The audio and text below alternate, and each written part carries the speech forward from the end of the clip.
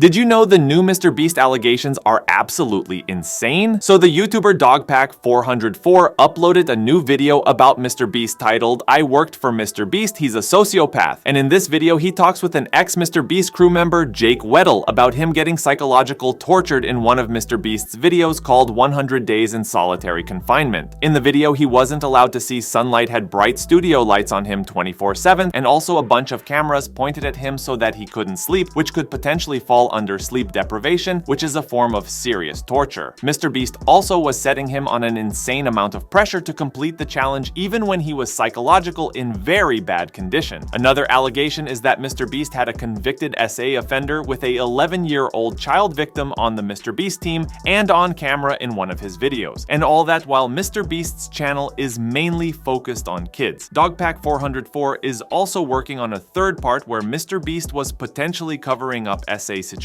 Also, I know MrBeast's secret CEO has been practically like harassing my people on, hey, what's in part 2? What does he know?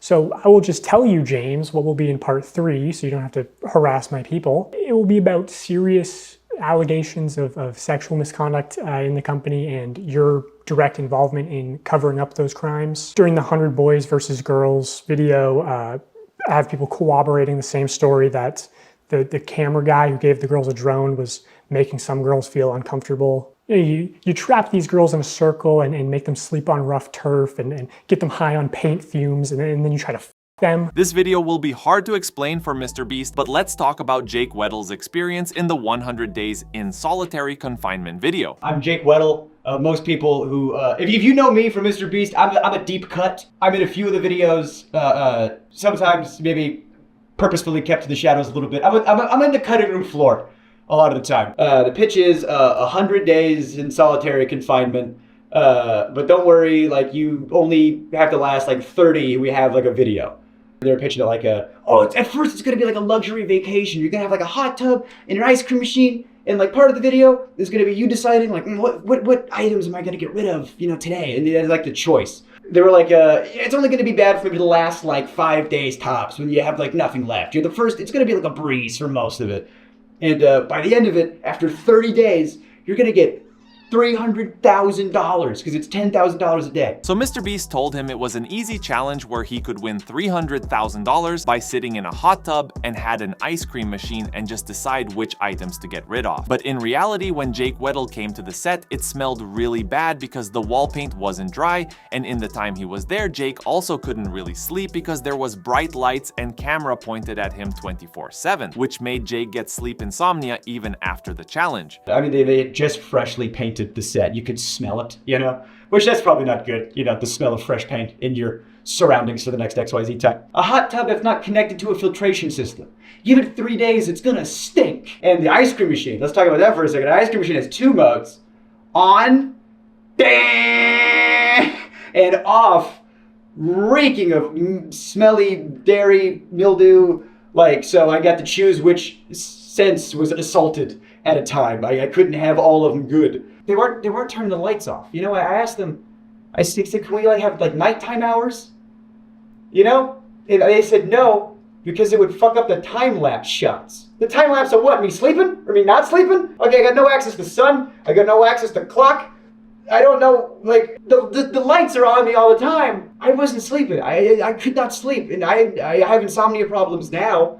But they might have started there. And I go up to my friend, my good friend.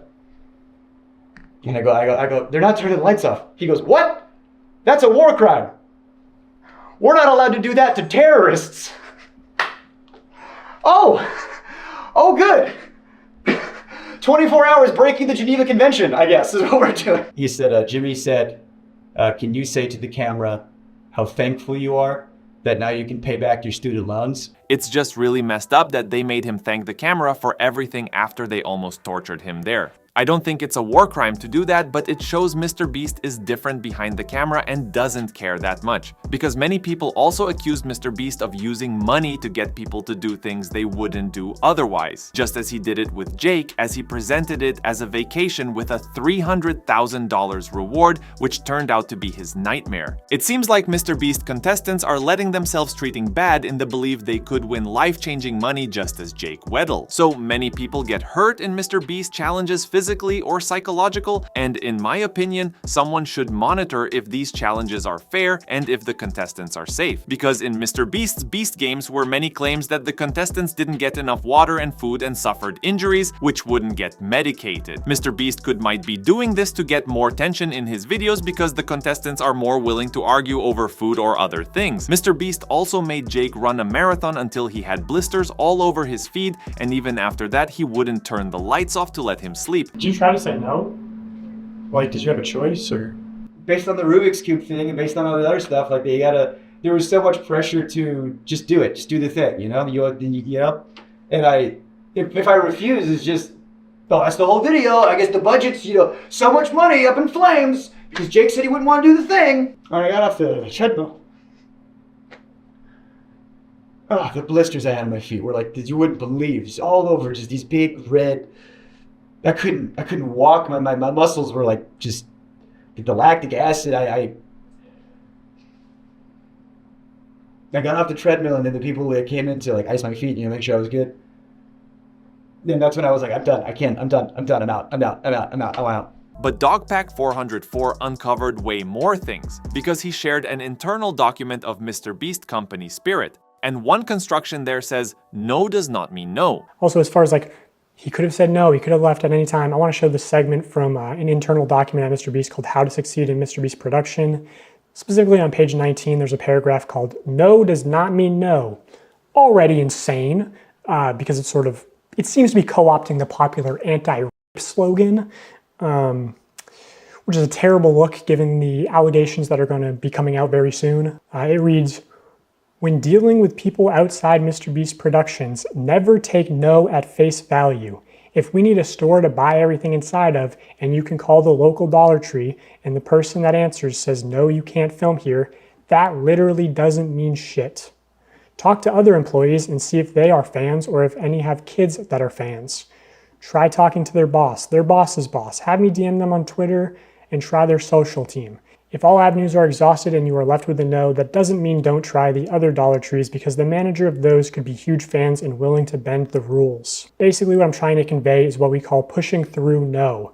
Don't stop because one person told you no. Stop when all conceivable options are exhausted. This is one of many tools that when combined dramatically improve your probability of success when producing here. Dogpack also claimed that this sort of mentality might lead to shady business behind the scenes. Because when MrBeast employees are pressured that much to get something happen, they might be lying to others just to get these things happen. But the next thing will shock you, because Jake says they worked with a convicted SA offender. Well, there was a known sex offender, registered sex offender, convicted sex offender on the registry and everything, who worked there. From what I hear, I can't confirm or deny, from what I hear, he's on the registry for doing some not great stuff to some underage people.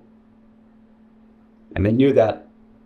And he's working at a channel that has underage people on and around and is targeted to underage people.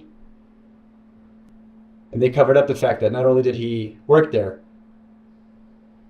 but he was like the manager when it all started. So how did this guy even manage to get into this channel where they would post videos for kids, and how did he even get the manager of the channel? And this guy also was in videos of MrBeast wearing a mask. For what reason he had a mask on in the videos? But when I was there, they called him Delaware.